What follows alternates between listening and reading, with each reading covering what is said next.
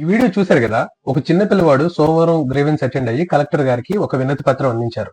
ఆ చిన్న పిల్లవాడు స్టేజ్ ఎక్కి వినతి పత్రం అందిస్తుంటే అందరూ షాక్ అయ్యారు. ఆ వినతి పత్రంలో ఏముందంటే, జీజీహెచ్ హాస్పిటల్ ముందు మాదొక చిన్న టిఫిన్ షాపు, అధికారులు ఉన్న పలంగా అక్కడ పనులు జరుగుతున్నాయని చెప్పేసి ఖాళీ చేయించారు. వేరే చోటకి ఎక్కడ పెట్టాలో తెలియక, ఎక్కడ బతకాలో తెలియక నేను మా అమ్మగారు చనిపోవాలనుకున్నాం. సో చివరి ప్రయత్నంగా ఈ లెటర్ మీకు అందించాలని చెప్పేసి వచ్చామని చెప్పేసి ఆ బాబు చెప్పడం, ఆ లెటర్ లో మెన్షన్ చేయడం జరిగింది. అందరూ ఆశ్చర్యపోయారు.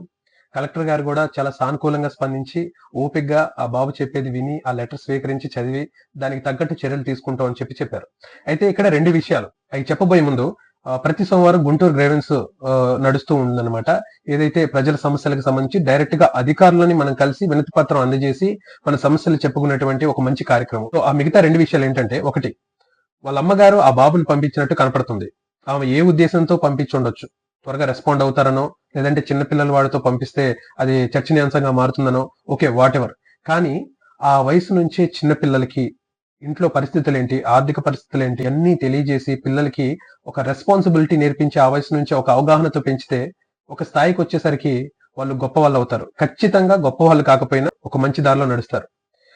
లేదు అంటే చిన్నప్పటి నుంచి ఏమీ తెలియకుండా పెరిగి ఏ వయసులో వచ్చిన ఆలోచనలు తగ్గట్టు ఆ వయసులో పెరిగి తిరిగి ఏం చూసామని వెనక్కి తిరిగి చూసుకుంటే ముడ్డి కింద 30 ఏళ్ళు తప్ప పీకింది ఏం కనపడదు.